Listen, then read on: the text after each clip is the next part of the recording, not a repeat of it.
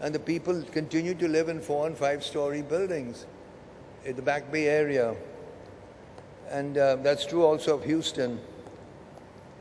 So what we're doing is going on a course we don't have to go, because we could actually keep the city the way, I mean, we can build new things, but they have to be within a structure. Because our problem right now is not to increase densities, I would say, but to understand we are already the highest. Well, look, have a look at this. This was done by the London School of Economics. It shows the peak density, what's called the peak density in London, Berlin, Mexico, New York City, and Bombay. Bangalore, Kolkata, Delhi, and Mumbai. Can you imagine our densities, even in a place like Kolkata, as 78,000 peak density, New York is 53. Now, how could this be? There are no real tall buildings in Calcutta. The reason is our densities are high for two reasons. A very high occupancy per room, very, very high. In fact, you'll have a whole family of 5 or 10 living in one room. So we already have a lot, and they need also schools and hospitals, etc. And the other thing, of course, is that we don't have any open areas. That's market forces for you. Build wherever you can. And it seems to be something that comes to us naturally, because as a civilization, one thing we have failed at, I think, we have beautiful cities like Banaras. Varanasi is one of the most beautiful cities, but it's a sacred city, like Jerusalem. But I'm talking about a functioning modern city. It requires actually a respect for open space for all these reasons, and therefore requires a structure. This is Kalbadevi, and you can see actually, I'll try and point it out, you can see that in Kalbadevi there's no open space, and yet if you look at the top left-hand corner, you can see some tall buildings have been given permission to come up. This is Sao Paulo in Brazil, this is where we are going. Sao Paulo was a wonderful city. Now it's a city of terrible crime, as you know. It's such a shame. It's just terrible, because they again follow this advice of unrestricted FSI, which is, I think, the recommendation of these, I think, irresponsible or even criminal recommendation of these so-called agencies. This is already our suburbs. This was taken by Jahangir Sorabji about 7 years ago. So our suburbs must be much worse now. But we're already there. And of course what we're doing, this is really wonderful. We are building buildings 10 feet apart. I don't know if any of you noticed this.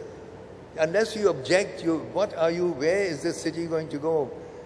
These buildings are 10 feet apart because all the squatters or all the poor people on this land are pushed into these buildings, and what you see on the left, the tall building, is what I sell and develop and make money.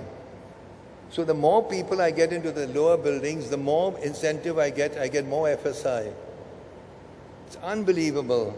And it's not going to help the city, and it's not going to make extra money for these developers, because one thing in development is resale value. You might sell it high the first time, then you'll find you have no... Look what happened to, what's it called, Crossroads, I think, the first mall. I don't know if you mentioned it in your book. It was a hit for about three wonderful weeks. And once another one came up, they were through. We can't do that. We have to create an environment which is sustainable. And of course, if you do have this kind of them and us and gated communities, you bring another aspect, because one of the things in India, with all our terrible contrast between poor and rich, we all shared a city. Calcutta was shared by everybody, is shared, so is Bombay. As soon as you have gated communities, you are saying them, you and me, we are different. And then you get the polarization, and you get the vandalism, you get the violence. This is a very common sign. You can buy this in a shop. This was in Nairobi. And I thought I'd buy this and keep it outside our bedroom door, keep out, armed response. There used to be beware of the dog, but now it's come down to armed response. This is Hong Kong. I call this the final solution, because it not only has thousands of families, but it obliterates the horizon. So it's really a great wall of not even China. And the last slide I'll show you is, this is the open space per capita. WHO says 9, UN, which is what we follow in India, supposedly. UK has 24. This is why you people love London. And the Europeans never increased FSI. It's the Americans who did. And they've regretted it. Speak to any American. Even when I was a student there, the professors used to say we are destroying our cities. And then the USA with the suburbs is 40. European Union is 20. Italy is 26.5. This is square meters per capita. Hong Kong is 2. What is terrible is that we were aiming at 9, which was what we were supposed to do. In the latest plan, which is right now on your internet, the authorities, the municipality, etc., is going to now say we shouldn't try to go beyond 2. And that means you're really locking in future generations, to my mind, into a life without hope. But we can still stop it. In fact, I think, Bache, I thought that's what your book was going to be about. That's why I came. I didn't know it was going to be about this stuff. No, because, come on, it's such a serious problem. And 10 years ago, I must say this frankly to you, the only person in the Times of India was Nasser Barucha. None of you people wrote anything. So please don't repeat this mistake this time. If you look at these figures, it's a death sentence. Thank you.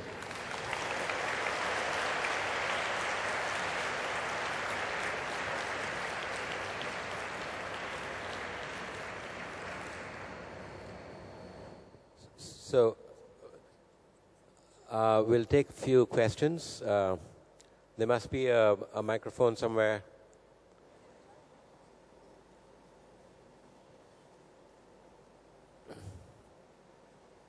Hello everyone on the panel. Hello sir, it's a pleasure asking you a question. I wanted you to touch upon the plan that you suggested in 1965 about transferring the Mumbai city's secretariat and everything outside in Navi Mumbai. The plan,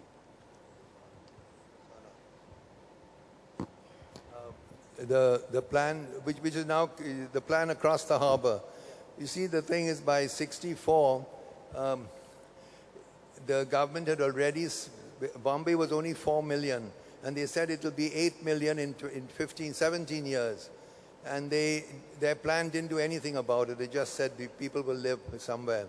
So we said, with two friends of mine, 3 of us, we said there's a terrible mismatch between demand and supply, and if you know it's going to be 4 million, at least half those people should be attracted to some new places, because basically you have to increase the supply of urban land.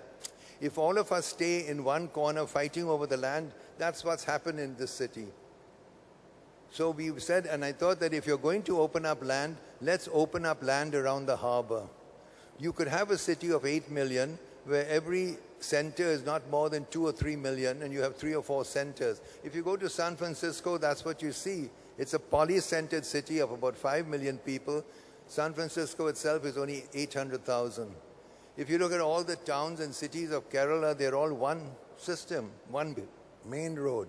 Same in Holland, Amsterdam, Rotterdam, and all fall one system. So we were talking about a poly-centered system as opposed to a mono-centered system. To have one city of 8 million with one center has horrendous problems, but 4 cities of 2 million, etc.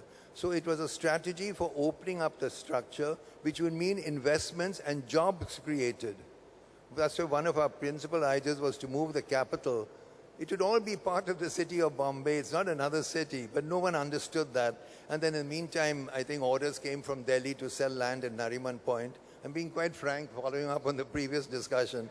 And then, so they made enough money out of that they just forgot about it. So Nariman Point was used as a way of financing political parties. It used to be that political parties were financed by industrialists, like Birla financed Gandhiji, I mean, basically. But then with the emergency, there came the idea that you could finance them through defense contracts.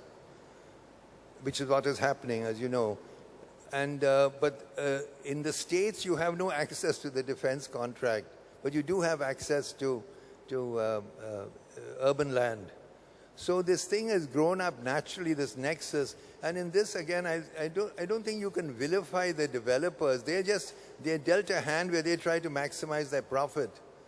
But to let it go unmitigated without any structure is suicidal, because you actually make more money when you have a structure where you know where the roads are and which are the wide roads, which are narrow. You don't just leave it. Look what's happening in the area where you're living.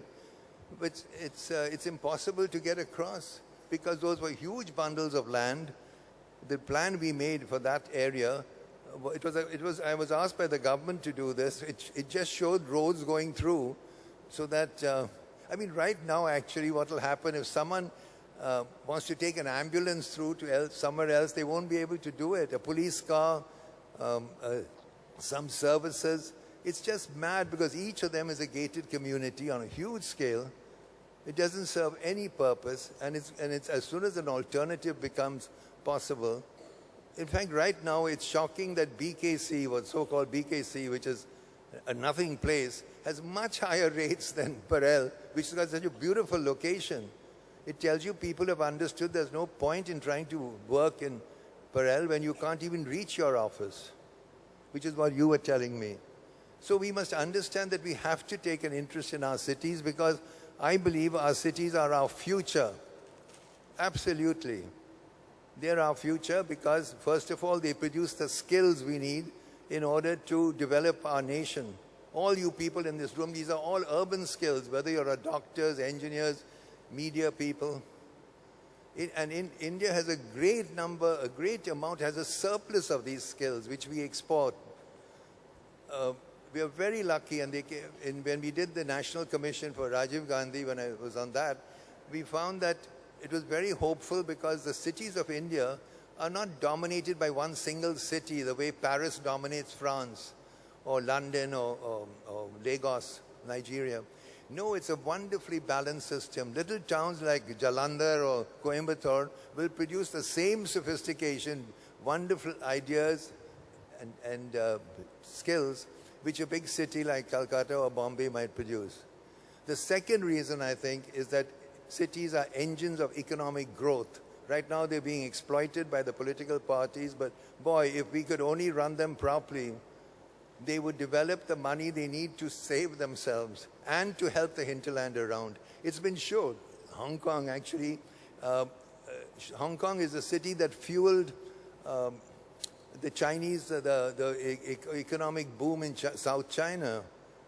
Just that one city. And the third thing, of course, is that cities are places of hope. To me, to the wretched have-nots of our society, they are the only hope to a better future. I'm sorry, that's a complete reversal from what Gandhiji said, and he was right when he said it. But I'm sure if he was around today, he would realize that cities are places of terrible bigotry. In fact, I'm speaking too much, but I'd like to tell a little story, if I may. Someone told me that there was a story written by a friend of his that he sees in a BST bus two people from his village. One is the moneylender and the other is the dhobi. And they're sitting side by side on the little bench, but they won't talk to each other because of the caste system. So I thought to myself, 3,000 years ago, the Lord Buddha tried to abolish the caste system. 100 years ago, Gandhiji tried very hard. Both of them seem to have failed. But here comes this stupid BST bus without any political agenda, and it comes down the road, and it's changing the city. It's changing this country. We must understand that. And this will change India. You don't need polemics. You just need to forget these differences. Thank you.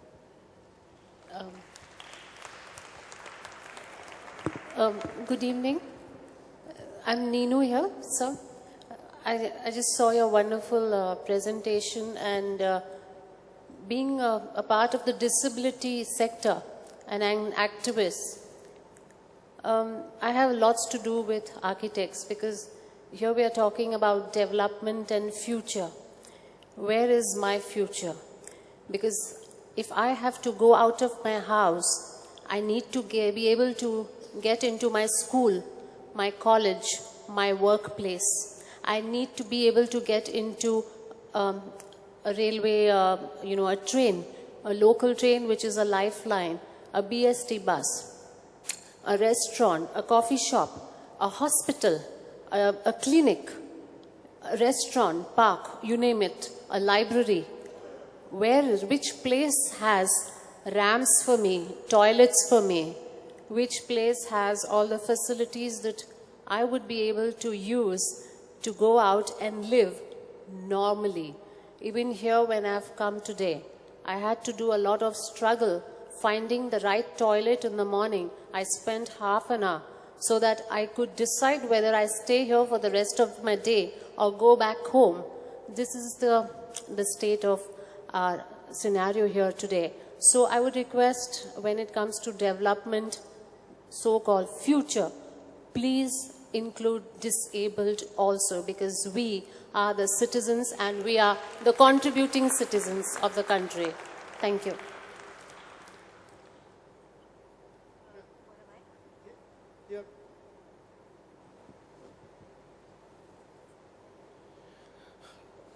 This is a question to Mr. Correa, and thanks for the launch of the book. We'll be buying them, Ms.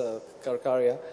My question to Mr. Correa is, sir, for the past over a decade and a half, the urban development portfolio has been handled by our Chief Minister, and there have been several agencies and several schemes in place. Unfortunately,